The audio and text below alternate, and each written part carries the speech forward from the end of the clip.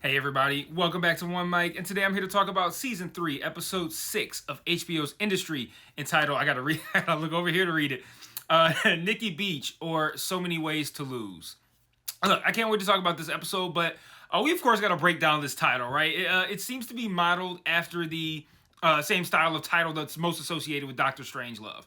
The full title, if you don't know, of the film Doctor Strangelove is Doctor Strangelove, or How I Learned to Stop Worrying and Love the Bomb. And we have a similarly constructed title right here. The first part of this title, Nikki Beach, is a luxury beach club / resort chain. It has 11 locations worldwide, the most famous of which being the flagship location in Miami. The Nikki's Beach location in Mallorca, Spain, is, I believe, the destination of Charles Hanani's yacht for this season. Alondra, the woman who Yasmin walked in on Charles, doing what he was doing with, she mentions Nikki Beach in her attempt to apologize to Yaz. She says Charles says he needed a pedicure before they got there, and then moments later, Yaz says she can't believe that prick almost made them miss a res at Nikki Beach, referring to her father, and more specifically, her father's death. This conversation surrounding Nikki Beach is a significant one because I think it speaks to the person that Yasmin is starting to become. Harper and Yaz make light of Charles' death in this scene, saying that his nap turned into... It was actually kind of funny. His nap turned into a sleep. And then the line about missing the reservation, right on the heels of Harper helping her cover up what happened, I think it signifies the start of a change in Yasmin. We know how much she hates her father, but also how much she yearned for his affection and how that manifests in her dealings with men today. Being able to essentially joke about his death so soon after it in a way that was almost more Harper than it was her, I think that speaks a lot to the person that she's starting to become. And side note on that, I know I've given the Yasmin character shit for being of no value on this show aside from getting into relationships and fucking, but this season, and this episode in particular, it did a lot to kind of like help backfill a level of pain and trauma that helps her behavior become a little bit more understandable, and it helps make her character a little bit more three-dimensional. Now, I'm by no means admitting that I've been wrong about who she is. Not at all. I'm not. I'm right. All the characters said the same things about her in this episode. But what I am admitting, though, is that I think the writers saw this flaw in her character and made a conscious effort to kind of like almost like retcon her character and flesh out this relationship with her father in order to make her look like less of a whore. Charles and Harper's words, not mine. And more like someone who is a victim of a shit parent, and that mistreatment now manifests in her adult behavior. And that's just what I had to say about the Nikki Beach part of the episode title. So don't ever argue with me when I say that this show is dense. Like, they pack a lot into a little, and look how much content they got out of me with 2 words in the episode title. But the So Many Ways to Lose part of the title is based on a book about baseball's New York Mets.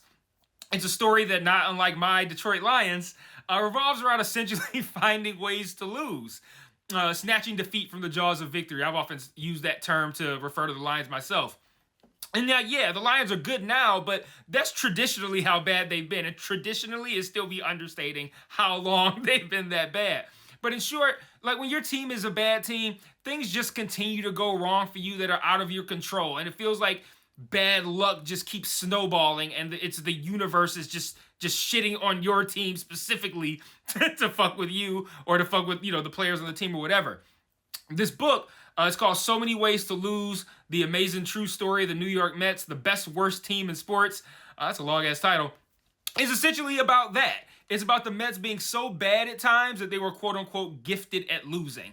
And I think this part of the title applies more so to the financial piece of this episode because Harper and Petra's master... Well, I'm not going to say Harper and Petra. It's Harper's really master plan. It essentially revolves around betting on a loser, which in this case will be Pierpoint. So now that we're done talking about the title, let's finally get into talking about the episode.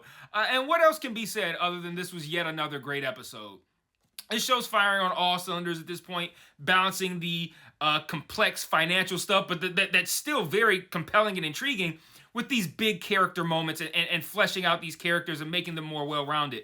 And say what you will about the financial piece of the show, how close it is or is not to reality and how difficult it can be to follow, but I really enjoy the immense amount of work it takes for me to barely understand what's happening and then clumsily come on camera and explain it to y'all. Like, it's fun though.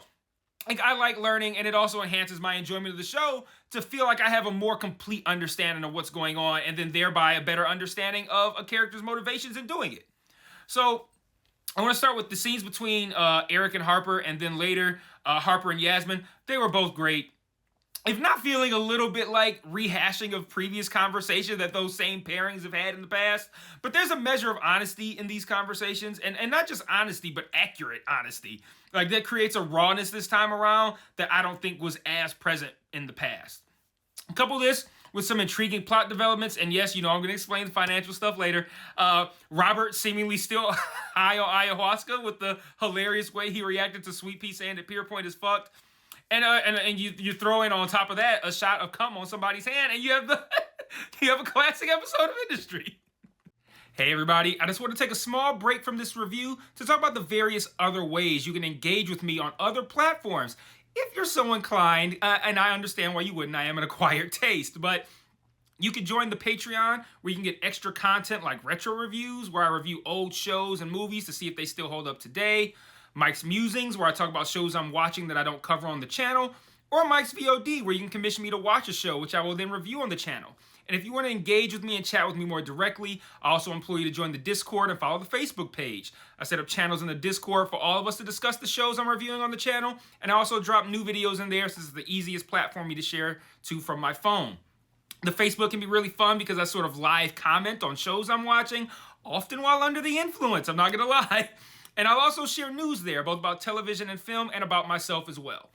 So if you like my content, you want to be more engaged, you think I'm charming, or you simply want to show support, feel free to sign up for the Patreon or join the Discord or Facebook today. Links to all platforms are in every video description. Remember to share all my shit to your respective social media platforms. And now back to this review.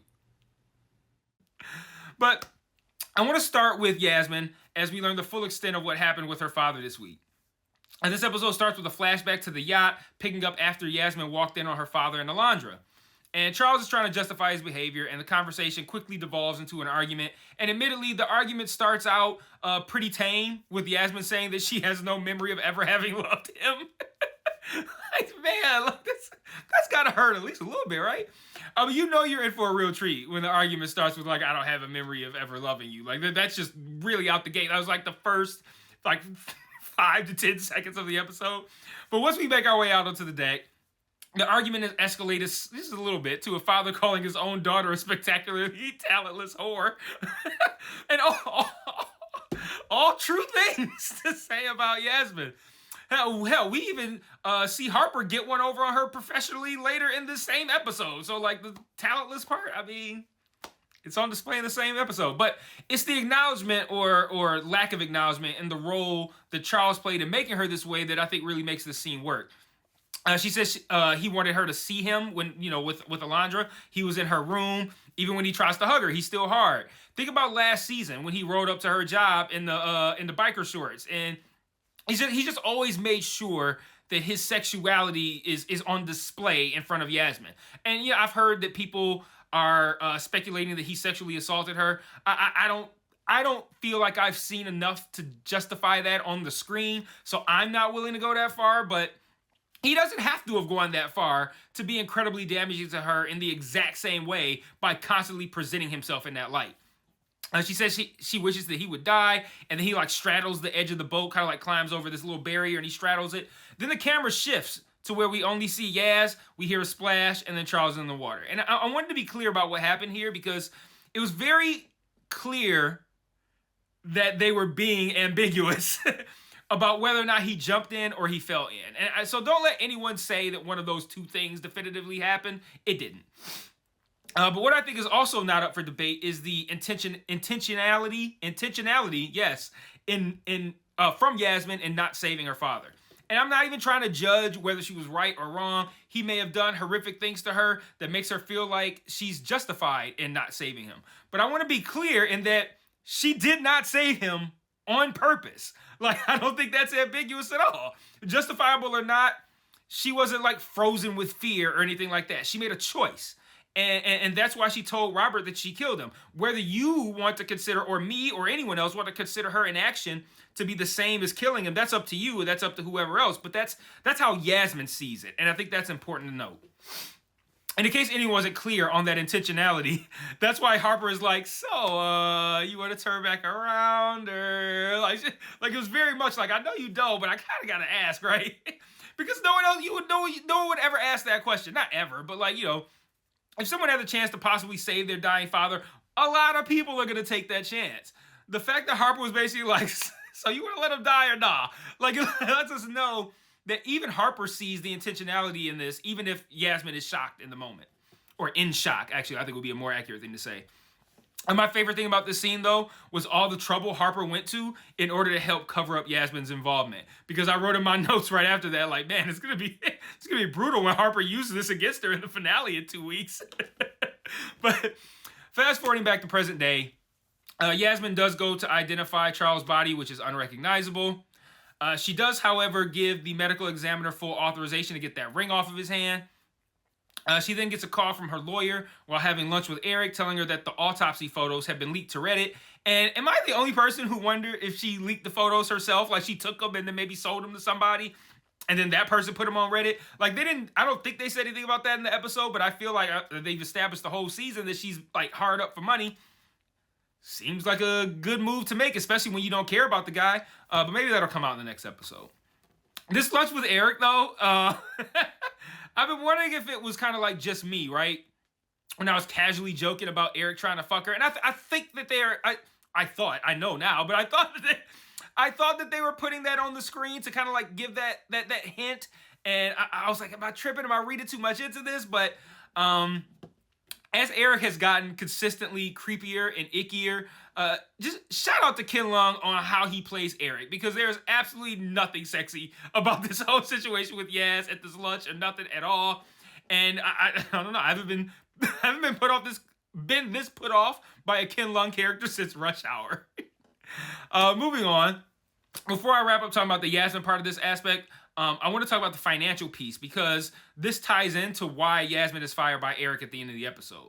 So again, my usual disclaimer, I don't know shit about fuck. This is just my best understanding of what happened. I make no claims that I'm 100% accurate here, but I feel like I'm as close to accurate as I need to be in order to help us all follow the show.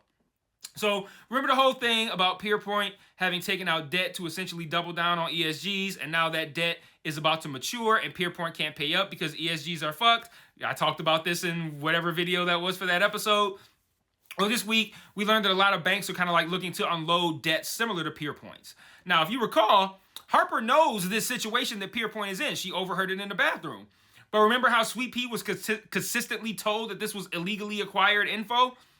Well, if it's illegal info that Harper acquired via bathroom stall ear hustling, you know she really, really can't do nothing with it. It's super illegal for her. So that's why her and Petra are going around to all these banks claiming to do exactly what they want them to do, buy up these ESG debts. And every time they go somewhere, the people that they're meeting with are like, Leviathan Alpha was built on the motto, fuck a ESG. Why do you want to do this? Why do you want to buy these shitty things and these shitty debts for these companies that you don't even believe in? And you remember how every time they met someone, they asked for a list of their like ESG related debts, as if they were kind of like shopping which ones they were going to want to buy? No, they were trying to see who was the most fucked. And of course, Harper already knows his Pierpoint. She just needs Petra to believe that they kind of came into this information naturally. So after Petra and Harper meet with Yasmin and they see the list and they see how fucked Pierpoint is, that's when they declare their intention to short Pierpoint. And I loved how when they decide to do it, they go through an institution that is replete with Pierpoint rejects, having now added Kenny to the mix. And Kitty says that when they do this, it's going to get out, it's going to cause a panic, it's going to cause a reaction in the market, which will potentially accelerate the process even further. Harper's like, I don't give a fuck, that's why I'm here. So let's shift back to Yasmin. She completely destroys Eric at the lunch that we discussed earlier, completely emasculating him in front of this whole restaurant. So when she tells Eric how she essentially unwittingly aided Harper in destroying Pierpoint, this is the justification that Eric's going to use to fire her later. And she is spectacularly talentless. She is terrible at her job. And that is a valid reason to fire her. But what's cool about this show is that we all know Eric fired her because Adler was pressuring him about the bad PR surrounding her father. Eric fired her because she wouldn't fuck him. Eric fired because he made him look weak. We know he has a hang up about looking weak. She made him look weak in public. And that's part of what makes this show so great, man. Like, look how it brought together all of these different things, like this long plan to ultimately short Pierpoint. Eric's self-consciousness over the loss of his family and not wanting to be perceived as weak. The death of Charles Hanani. All of it comes together to ultimately land us at this place where Yasmin's being fired.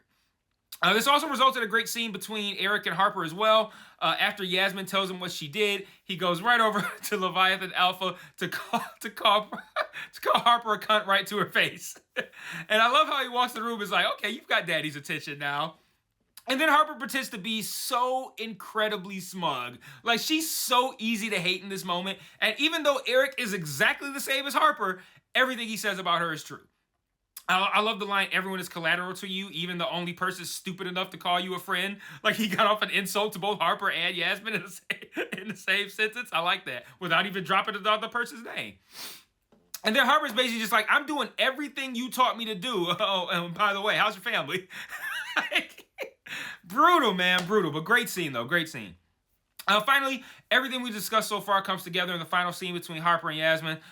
Yas now understands how Harper manipulated her for Harper's gain, even when Yasmin was at her lowest and needed a friend. It's like Eric said, everyone's collateral to Harper. And yeah, sure, 1 minute she will help you cover up a murder, your father's murder, and then the next she'll sacrifice you, and in this case, your job, in order to better herself professionally. Then on top of that, she has the nerve to be appalled that Yasmin could say all of these incredibly hurtful but very true things about her. She's like, I deserve better than this. And that's when I was like, Harper's a supervillain, dog. She's evil. Like, how do you make yourself into the victim in this situation? But then Harper goes on the attack. Again, saying very true things about Yasmin. She says, Yas bounces back and forth between being a sex object and a victim when it suits her. And that was such gospel, I call it the Holy Ghost of my living room, man. Like it's all really true shit. She calls her talentless and a whore, just as her father, again, very accurately, also called her. This results in the slaps, and this is how we end yet another great episode of Industry. If I had to offer up one critique, it would be that I don't need like another falling out reconciliation moment with Harper and Yasmin. Like, this can be it. It should be it. Their relationship should not be able to recover from this. And I don't need any more, like, Yas and Harper telling each other about themselves scenes. I don't need any more of that. Let this be the end of it. Let them be enemies. I don't need any more. Now they're friends again. Now they're enemies. Now they're friends again. Now they're enemies. Good on that. But on that note, I'll also let that be the end of this video. Let me know what you thought in the comments. And until next week, peace.